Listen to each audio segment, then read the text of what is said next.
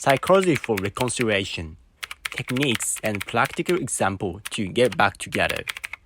Today we are diving into the intriguing world of psychology for getting back together. Are you going through a breakup and secretly hoping to rekindle the flame with your ex? Well, you are in the right place. I'm here to share some techniques and practical examples that will help you navigate the psychology behind the reconciliation. So, let's get started. We've all been there. After a breakup, you might find yourself yearning to be back in your ex's arms. You wish they were more interested in you, and you wonder if there's a way to make it happen. Well, today, we're going to explore how you can use psychology to your advantage in such situations. Let's start by understanding the differences in psychology between men and women when it comes to breakups and reconciliations. For instance, have you ever wondered why some men withhold the true reasons for breakup? It could be due to their self-defense mechanism. They fear that discussing the breakup openly might lead to unnecessary conflicts or blame. Instead, they choose kind words to protect their pride and maintain a positive image. On the other hand, women often seek to idealize their relationships. They desire to be cherished and prioritized, sometimes setting unrealistic expectations for their partners. This can lead to conflicts and dissatisfaction, ultimately straining the relationship. Now, let's talk about the power of taking a time out and reconciliation. In psychological terms, a time out refers to taking a few minutes to calm down and collect your thoughts. It can be tempting to react emotionally when your ex expresses their desire to break up or expresses dissatisfaction. However, it's essential to pause and reflect before responding. During this time out, engage in activities that help you calm down, like taking a walk, enjoying a cup of tea, or shifting your focus to something else. Then, when you are in a more composed state, approach your ex and ask, "What's wrong?"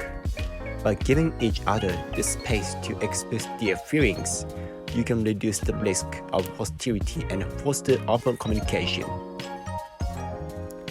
Remember, if there have been misunderstandings, lies, or excuses in the past, it's crucial to address them honestly and respectfully. By doing so, you can bridge the gap of misunderstanding and work towards finding a resolution. Immediately after a breakup, it's important to give both parties a cooling down period.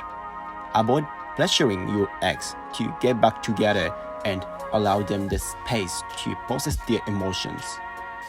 Research suggests that maintaining no contact for about 3 months after the last communication can be beneficial for both parties. During this time, observe if there are signs that your ex still has feelings for you. If they actively avoid contact or seem hesitant to engage, it's a self-defense mechanism to protect themselves from potential emotional pain. So respect their boundaries and give them the time they need. Now, let's explore other interesting psychological techniques that can aid in your reconciliation journey. It is called the gain-loss effect.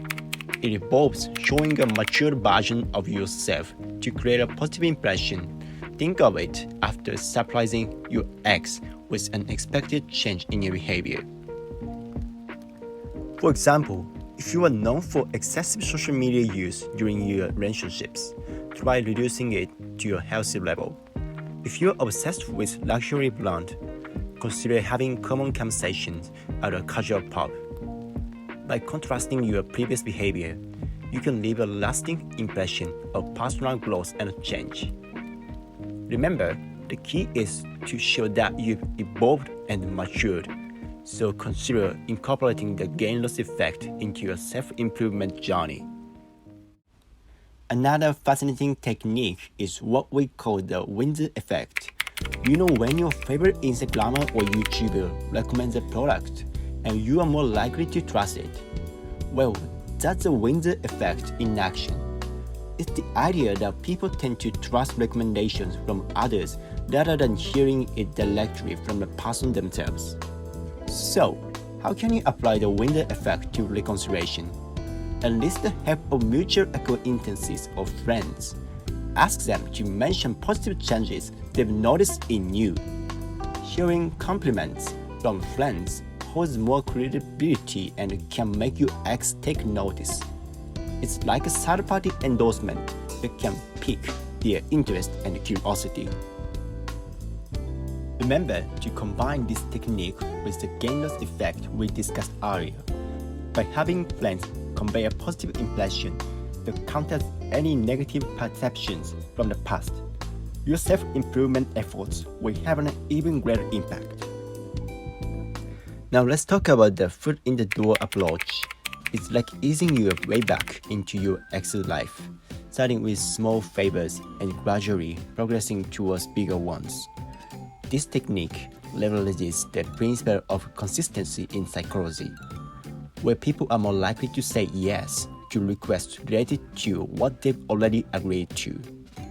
For instance, you can begin by initiating a one-time social media exchange to discuss something important. If that goes well, you can suggest occasional social media interactions, followed by phone calls and eventually meeting in person. By taking these gradual steps, you are increasing the chances of your ex being receptive to reconnecting. However, be cautious when using this approach. Your ex might wonder about your intentions, so ensure you have genuine reasons for each interaction, whether it's to learn about their hobbies or to discuss important matters. Let them see that your intentions are sincere. Next, we'll start by unraveling the intriguing law of self-disclosure. Have you ever felt closer to someone when they confide their problems or concerns in you? Well, that's the power of self-disclosure. It's a psychological principle that suggests we tend to like someone more when they share their thoughts and vulnerabilities with us. Now, let's put this principle into practice. Remember, this technique works best when you already have an established relationship with the person you want to reconnect with. So, try sharing some of your serious problems or concerns with them. By opening up, you create a favorable impression and deepen your bond. And here's a funny twist. Make sure to avoid discussing getting back together at this stage. Trust me, it's better to take it slow. Moving on to our next technique, let's explore the closing effect. Imagine feeling special and trusted because someone has shared their secrets and problems with you. Well, that's exactly what the closing effect is all about. It's a psychological phenomenon where two people feel a sense of uniqueness and connection when they share their deepest thoughts and experiences. It brings more uniqueness compared to the law of self-disclosure I mentioned earlier. To apply the closing effect, once again, make sure you have a relationship that allows you to communicate and meet the person. Then let them know that they are the only one you can confide in, using phrases like, "You are the only one I can talk to about this," or "I can't discuss this with anyone but you." By creating a sense of exclusivity, you make them feel special and strengthen your bond. Now, let's explore the double bind technique to prevent rejection.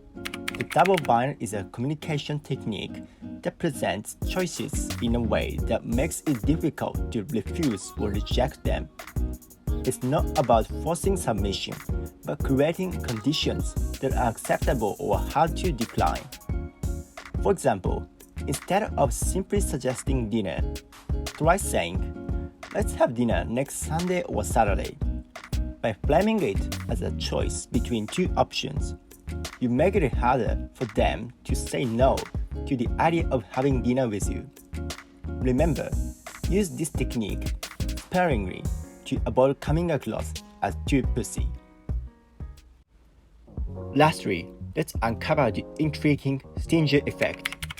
Did you know that the position and distance between individuals can influence their level of comfort and security.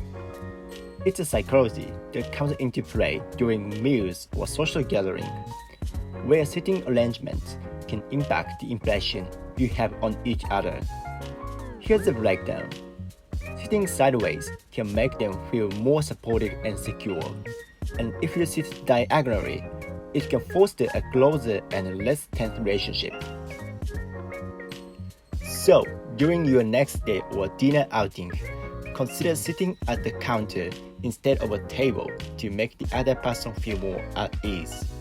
And if you find yourself in a group setting, opt for a diagonal seating arrangement to reduce any guardedness your ex may have. We explore the time-out, gain-loss effect, the Windsor effect, foot in the door, the law of self-disclosure, the closing effect, the double bind, and the stingy effect. Always a touch of humor to keep you engaged.